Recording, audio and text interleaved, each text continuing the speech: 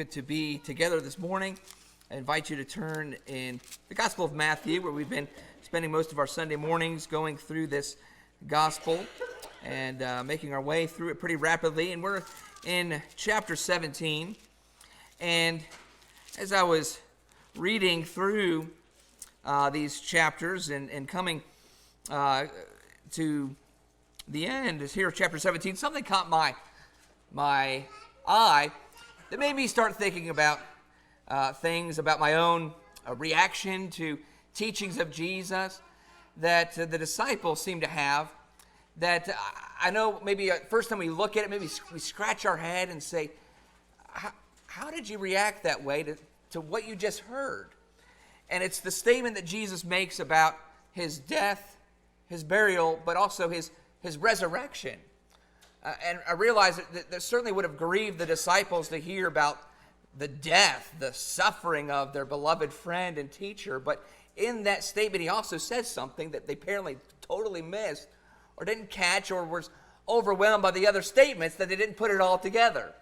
But it's there in verse 22. Notice Matthew chapter 17 and verse 22.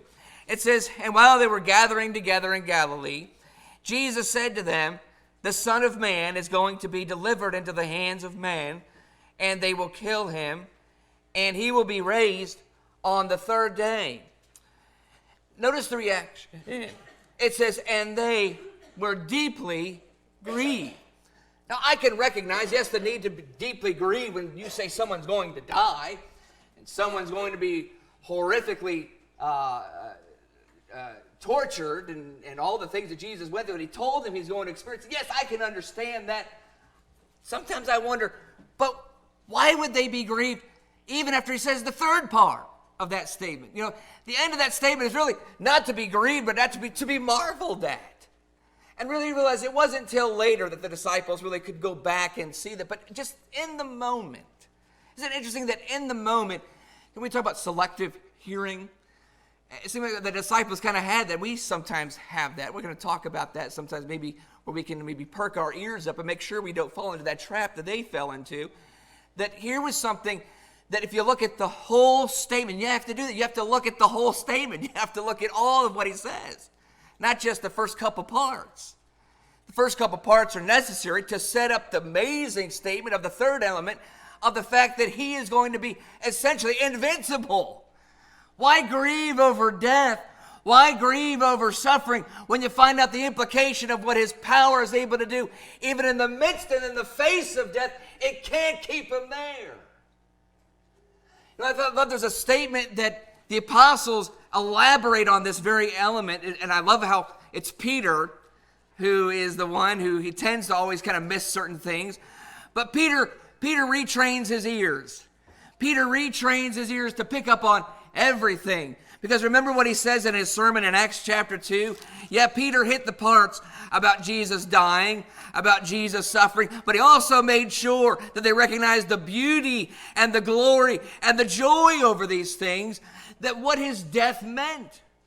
In fact, turn over to Acts chapter 2, and I love this phrase. Listen what Peter says in his sermon. He says in verse 22, "Men of Israel, listen to these words." And I love it. He says, listen, all of it. You got to listen to all of it. Don't just pick what you want to hear. Now, that's the whole thing now. It's all important. Now, let's start with what Jesus did at the beginning. "Jesus the Nazarene, a man attested to you by God with miracles and wonders and signs which God performed through him in your midst, just as you yourselves know. This man, delivered over by the predetermined plan and foreknowledge of God, you nailed to a cross by the hands of godless men and put him to death." That's something to be grieved, right? Well, until you read the next part. What about the next part? "But God raised him up again, putting an end to the agony of death, since it was impossible for him to be held in its power." I don't know if that's a statement worth grieving, or I think that's a statement worth rejoicing over. And I love how Peter corrects what the disciples failed to pick up here in Matthew 17. He realized, I didn't listen to the whole thing, did I? They were grieved. Well, wait a minute. Did you not just hear how it all turns out? Selective hearing. And what's interesting, it's just 2 chapters later, somebody else has the same problem. Selective hearing. Didn't hear the whole thing. And was grieved over certain things Jesus said. But if he would have put the whole thing together, I don't believe he would have gone away grieving. And was the rich young ruler. Certain things that Jesus said that made him sad, made him grieve. I don't think he listened to the whole thing. If he would have thought about the whole thing, I don't think he would have left it all.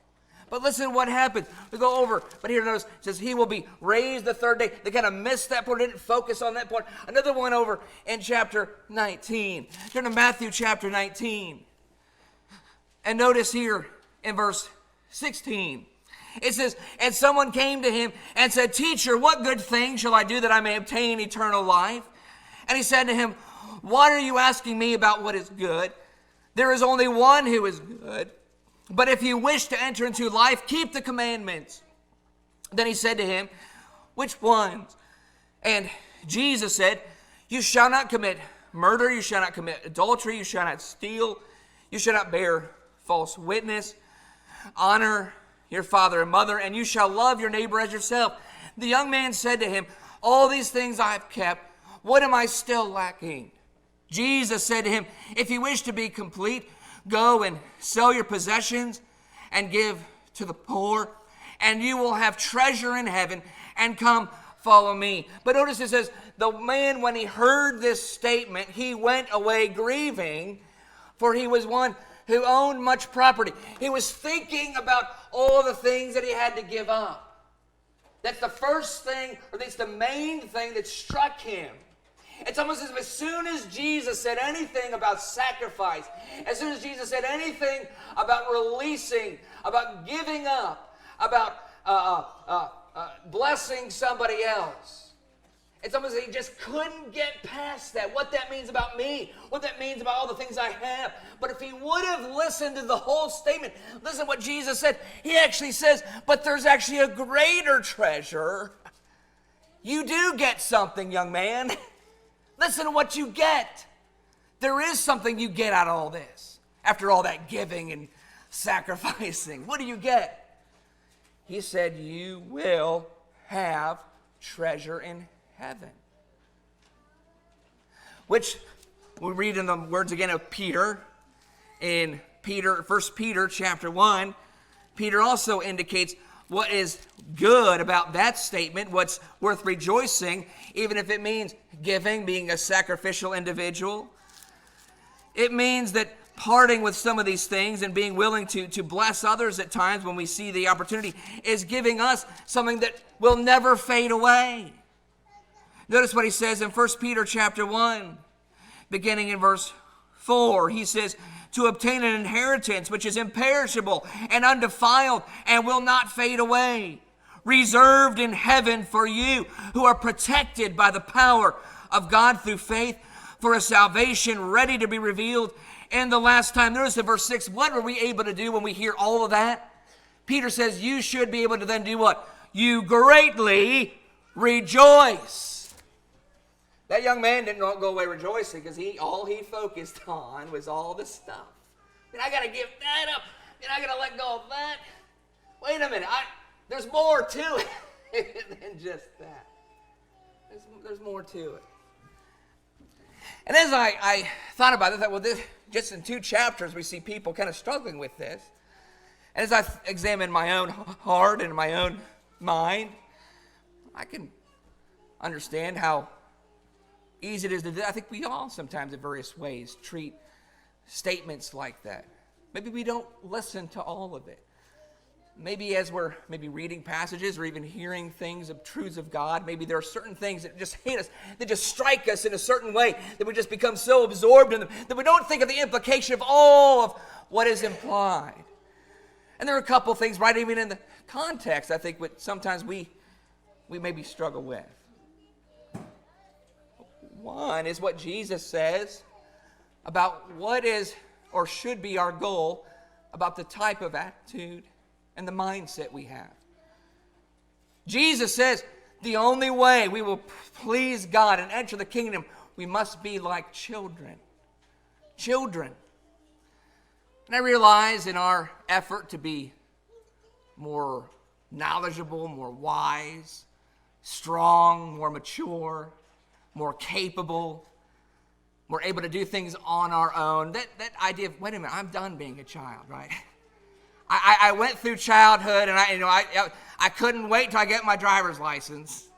I couldn't wait until I could go to places by myself, and I could buy my own things, I could have my own stuff, and I could be where I want to be. I did it. We all do it.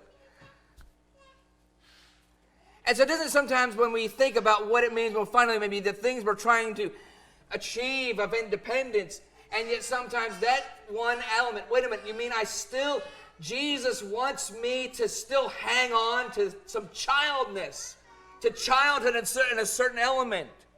And what he's really speaking about is really that innocence, that tender humility, that to be easily led, to trust easily, to not say, well, I know you want me to do this, but the way that sometimes we tend to do as we get older, the way we offer certain excuses and certain, I don't know if that's such a good idea. Whereas sometimes there's a childlike innocence and obedience. But there is something good about that. So if we see the whole picture of what we gain,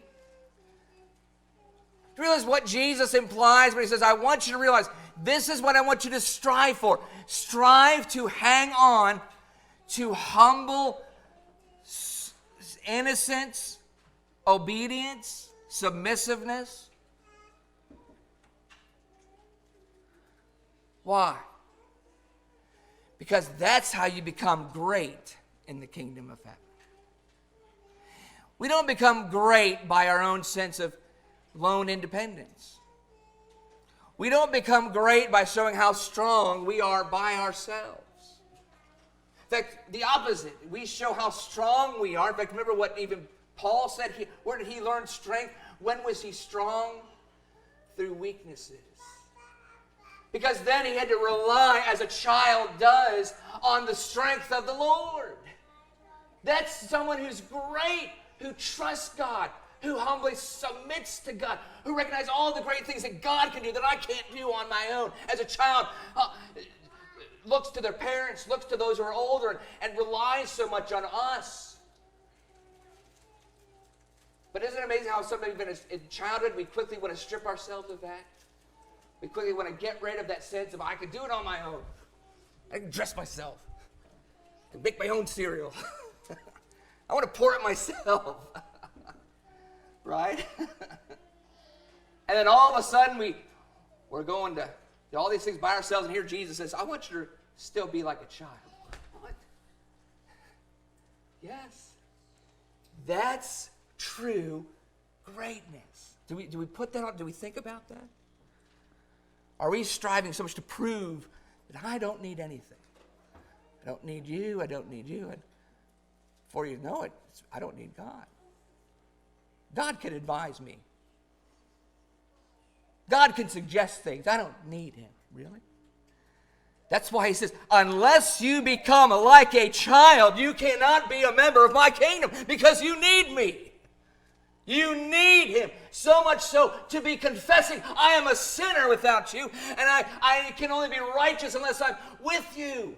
I need you. The way a child recognizes how much they need their parents, and they need guidance, and they need someone stronger than them. Don't lose that in our seek for independent strength and to do things for ourselves. Something else that maybe we don't consider, and I know something that I struggle with this. He says, if anyone wants to be first, he shall be last of all and servant of all. I know just the past few days when the table is spread and you've had enough of smelling the turkey and you're ready to eat it. Get that. I want to be first. We're the first to get that. kinds of things. The eagerness of wanting to be the first in line to take advantage of that sale. We're the first to do this. The first to, we all do it. The anxiousness fills us up, and the excitement builds us up, and the sense of wanting to be the first, right? And Jesus kind of pours a lot of cold water on that. Wait a minute. Are you wanting to be first in life, or do you want to be like, I'm going to tell you, I prefer you to be last. What? What happens when you're last? You get cold food. The last of stuff. I get the crumbs. I don't get the best stuff when I'm last. Jesus has something else to say about that. When we are so consumed, and what do you mean I got to do this? What do you mean? What do you mean this is better? Jesus says, I'm going to tell you how much I love this. He says, whoever receives one child like this in my name receives me. Do we lose sight of that? In other words, anybody who promotes that, if we know of anybody, whether it's an actual child themselves or someone who is trying to develop that childlike innocence and submissiveness and service and putting others before themselves, he says anybody who promotes that, anybody who highlights and says, that's who I and we all should be like. Guess what he says? You have received Christ. Yes. You have received the actual presence and the image of Jesus, who was last of all, even though he should have been first, right?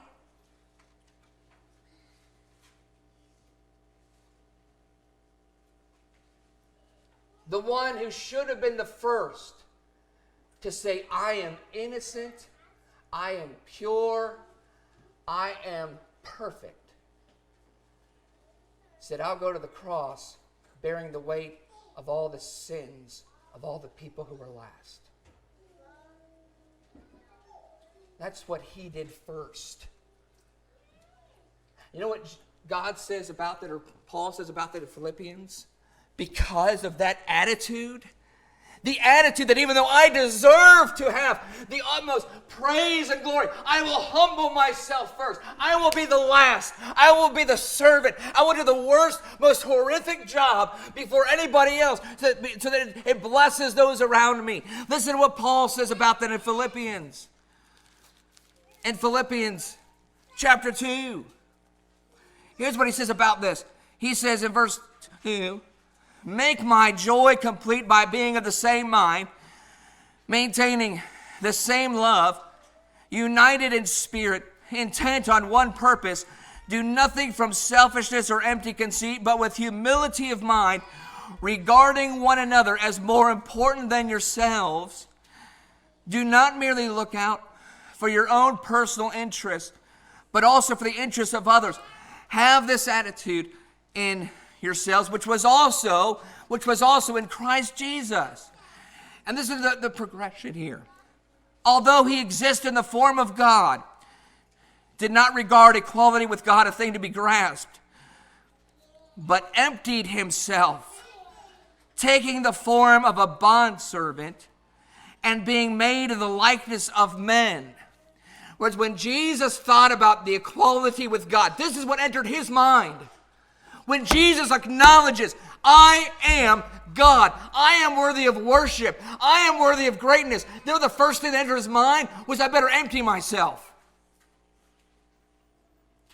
You don't believe that? Go to John chapter 13 and notice what was entering Jesus' mind on the day he was thinking about all of his greatness. And you know what physically he did about all the thoughts of his greatness? It's him changing his clothes into that of a servant and wrapping a towel around himself and pouring water so he can wash people's feet. Jesus always, in his mind, when he considers greatness, equates it with lowly service of being last. And I realize that goes against our instinct, that goes against our wants, our desires. But do we sometimes fail to consider the whole thing? the whole thing? Do we not want Christ? Do we not want to receive him? He says, that's how you receive me. When you receive this kind of a spirit, when you embrace it, when we encourage each other to strive to be like that and keep that in high esteem. And there's something else that there's an implication here. An implication of also some things that perhaps we also maybe don't take into consideration. All this talk about greatness and equating it with children. All this talk about you must become like a child. It's almost as if it seems indicating that the reason we become great by becoming like a child is perhaps children, even in their own essence, are in the greatest state they could possibly be, which Jesus actually says. In Matthew chapter 19, verses 13 through 14, it says, then some children were brought to him so that he might lay his hands on them and pray.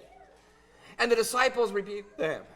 But Jesus said, let the children alone and do not hinder them from coming to me, for the kingdom of heaven belongs to such as these. Is it any wonder why whenever Jesus talked about greatness, the image he had in his mind was of a child? And sometimes we forget the image while we're struggling with our own sense of, I don't want to be like a child. I'm trying to be more independent. No, I got to be this humble child. The implication is that children themselves are worthy of the attention, of emulation, of encouragement, of devotion to them. Because in the mind of Jesus, children are of the kingdom. He says the kingdom belongs to such as these.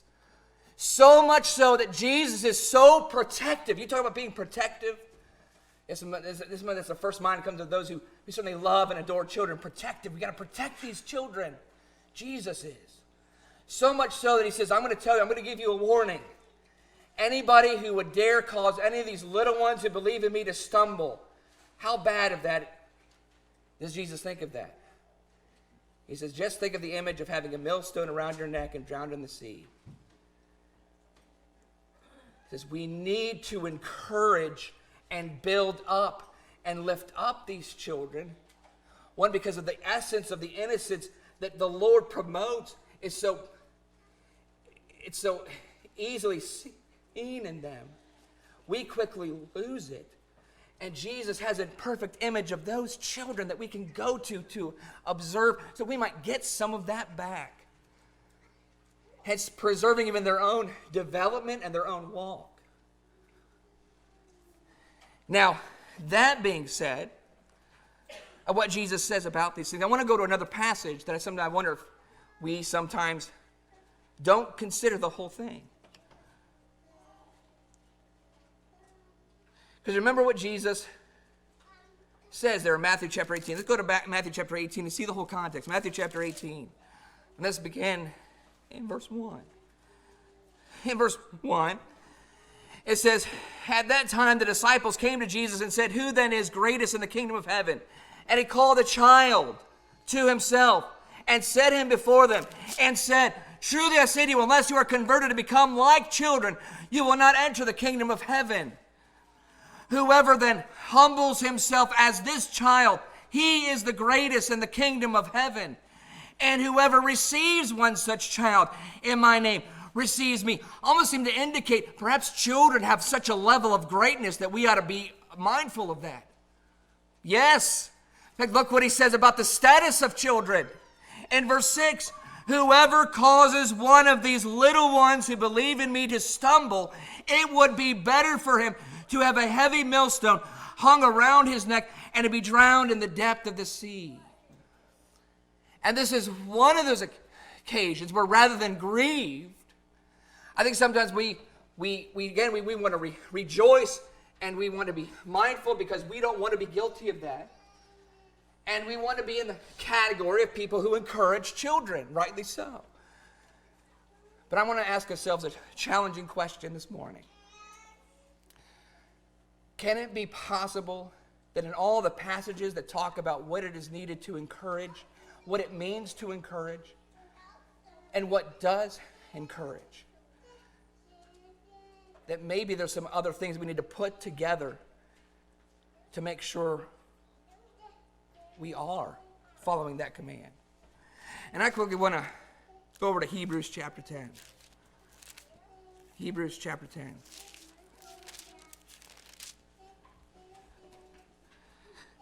Notice what it says in Hebrews chapter 10, verse 22. It says, "Let us draw near with a sincere heart and full assurance of faith, having our hearts sprinkled clean from an evil conscience and our bodies washed with pure water. Let us hold fast the confession of our hope without wavering, for he who promised is faithful. And let us consider how to stimulate one another to love and good deeds, not forsaking our own assembling together, as is the habit of some, but encouraging one another, and all the more as you see the day drawing near." Now remember, let's put some things together. What did Jesus say about discouraging children?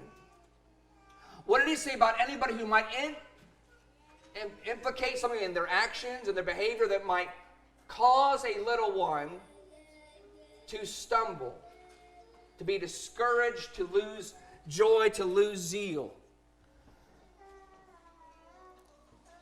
Are we providing what is needed for these little ones to be encouraged? That's the question I'm asking and putting these passages together. Let's just look at this one. One thing we can do that either encourages or discourages is our attendance. Is just merely just coming together. In other words, those that are here this morning want to praise and thank you for being here. You, by being here, by this, what this passage says, you are encouraging. And not just the adults. Jesus has in mind adults who need to look to children, who need to see them, who need to be encouraged by them and say, I want you to make sure that you are encouraging them. What we can also imply is the opposite. Well, if by being here we are encouraging, what are we doing by not being here? We're discouraging. He says we encourage by coming together to promote, to stimulate, to encourage each other to serve the Lord, to see the joy of that. And the children, the ones who are, someone said, so easily enamored by it, so easily enthralled by it, so easily taken by it, serve to us as examples of what we need, and we need to continue to encourage that. And that's something we want to ask ourselves and encourage each other and challenge ourselves to say, where are we in this? And just simply by giving an application or observation, we stimulate one another to love and good deeds, not forsaking our own assembling together, as is the habit of some, but encouraging one another. And I just want to mention that it is so encouraging when we see these children growing and learning and developing, and it's awesome when we see those that are molding and teaching. I want to see some good things that something maybe we don't put together. You know, it's kind of interesting. Sometimes we'll go to the nursing home for that Friday or that Thursday once a month thing, and on occasion I'll be there, maybe just myself, or maybe just me and Beth, or maybe one of the children, and they'll say, where are the children? Or even when I have all of our children say, well, where are the others? There's some other families that bring their children. It's almost something, you almost take offense a little bit at first. Wait a minute, you're not happy to see me? I'm here. They don't care about it. Children have a powerful effect to naturally inspire and encourage people who are naturally discouraged. Children do that. It was amazing. We sing, one of the last times we were there, and we sang "Jesus Loves Me," and just the children's section, it just erupted in that praise. You know, I was singing my heart out too, and I didn't see people erupt in smiles the way they did when they heard the children's voices. Children's voices. Because Jesus says it's when we as adults try to emulate that sense of joy and spirit that a child naturally has, that's how we then encourage each other. Naturally, why Jesus is so protective about the development of children, saying, let's make sure we don't discourage. I want to encourage us all to strive to do that. And I want to make this point, especially for mothers who maybe wonder sometimes and say, well, maybe I'm not getting anything out of being there because I'm focusing on the child, and the child is wrestling, and it's like holding an alligator or an octopus sometimes. They say his expression. I want you to think about this. If Jesus says children are really, and the spirit of child is the greatest, and how are we the greatest? When we serve? Are you not doing something great when you are serving your children? Making sure, children can't come here by themselves. We're great to see Gideon driving Ken's Cruiser here in the parking lot. I'm ready to go. He can't do that. Kids can't dress themselves, change themselves, get in the car by themselves. Who's doing that? You guys. You know what Jesus says about that? You are great. You're great. Because you're serving those that we need to cherish and admonish and keep that spirit of their joy alive and keep emulating it.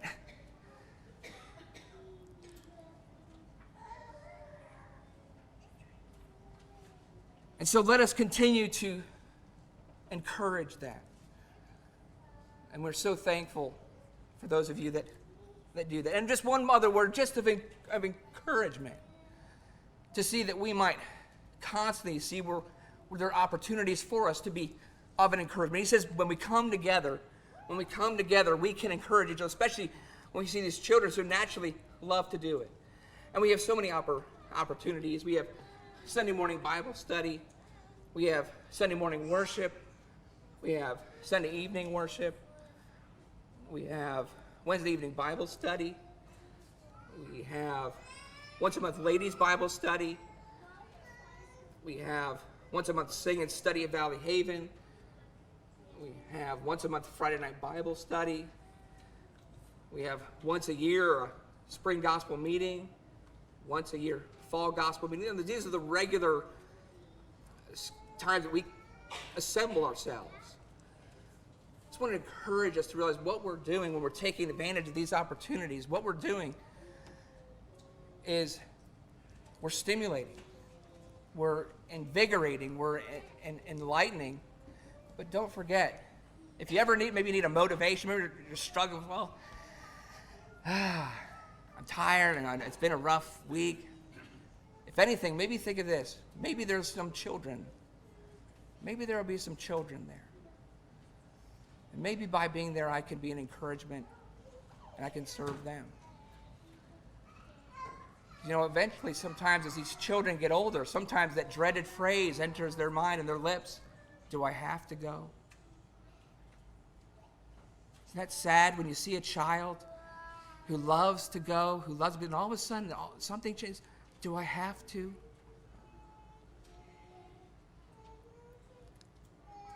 Let's be the kind of people that show them why we want to, and that we can do that. We can be that servant for them, at least in that regard, to show them that it is a joy to worship the Lord. It's not anything to be grieved about. Again, maybe sometimes we think that just as the rich young ruler grieved too early, just as the disciples grieved too early, they say, hey, we're going to come to Sunday night Bible again. We're going to come to Wednesday night Bible study. Grieved? Why? What's the purpose? What's the purpose? Hebrews 10, verse 23. Let us hold fast the confession of our hope without wavering, for he who promised is faithful. He's saying that when we faithfully show ourselves dutiful and coming together to worship him, we're admitting, we're accepting, we're saying, you are faithful about what?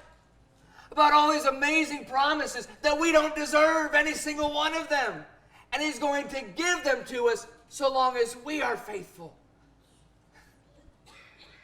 Not because we've earned it, just by being loyal to our Lord.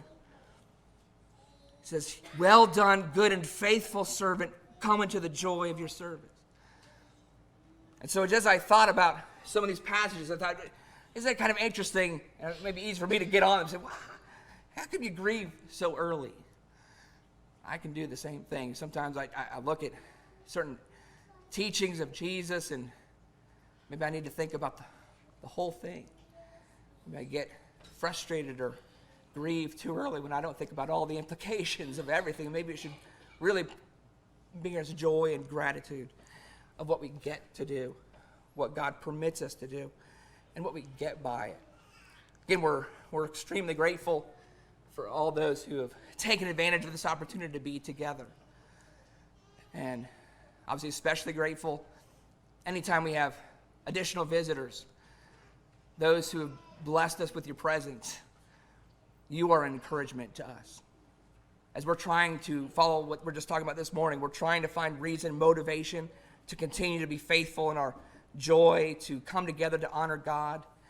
And when we see new faces, when we see others making the sacrifices to be here, you are an encouragement to us, and we pray that we can be an encouragement to you as well. If there's anything we can do to help answer questions, we'd love to do that. But we want to end on this final note that we want to give the answer to the ultimate question. And at the end of the day, what do I need to do? If I want to please God, I want God to be pleased with me, what do I need? What do I need to do? And praise be to God, we have an answer. It is Jesus Christ provides that answer. But again, before we look at the answer, we need to look at what he did. He did the heavy lifting. He did the hard work. He provided the sacrifice. He provided the blood. He provided the perfection that was necessary for anybody to please God. He offered his blood as a sacrifice. And then he provided a way through which we might look to his example and simply follow it and be blessed by our faith. That is, that Jesus died, Jesus was buried, and Jesus was risen from that tomb. And in Romans chapter 6, Paul puts all that together. It says, just as Jesus died and was buried, so we too, when we die to our sin, die to living for this life, this world, and are buried in baptism, we unite ourselves with his death, that we might be united with his resurrection. When we rise up out of the waters, we're brand new, forgiven, cleansed, risen up to be closer to God. And we want to invite anyone who's ready to do that, willing to do that, come to the front. We want to assist and help you obey Christ in baptism. If you need to do that, we encourage you, take advantage of this opportunity. We're going to stand and sing a song. Won't you come to the front and obey the gospel while we sing?